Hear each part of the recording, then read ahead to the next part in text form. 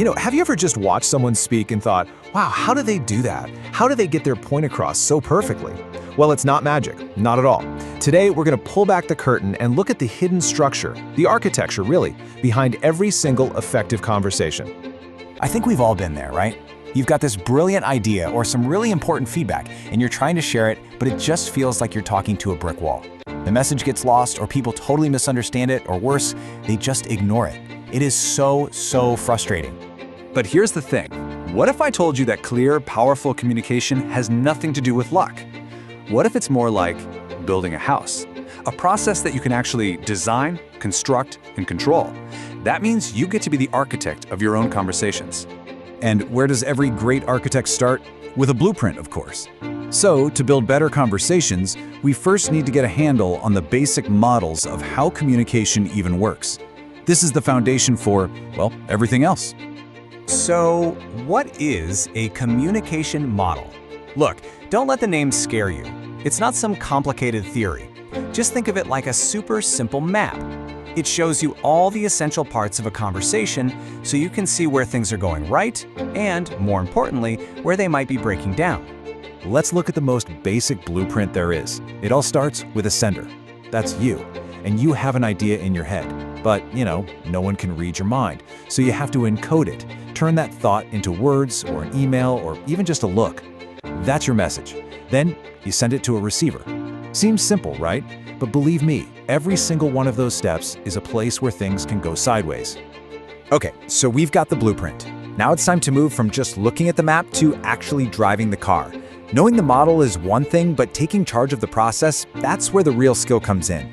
This is all about grabbing the controls and steering your conversations where you want them to go.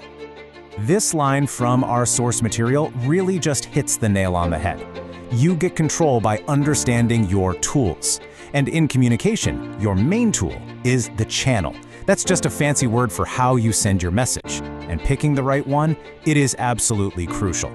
I mean, think about it. You use different tools for different jobs. You wouldn't try to have a really serious emotional conversation over a quick text message, would you? And you probably wouldn't try to kick off a huge complex project with a simple phone call. Being in control means you match the message to the method. All right, so we have our blueprint, the model. We have the controls, the channels.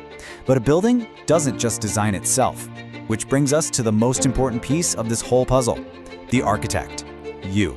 This is about the skills that turn a simple plan into something truly effective. And this is where it all becomes real. The source material talks about a practical session to see the difference, and let me tell you, that difference is not small. It is crystal clear.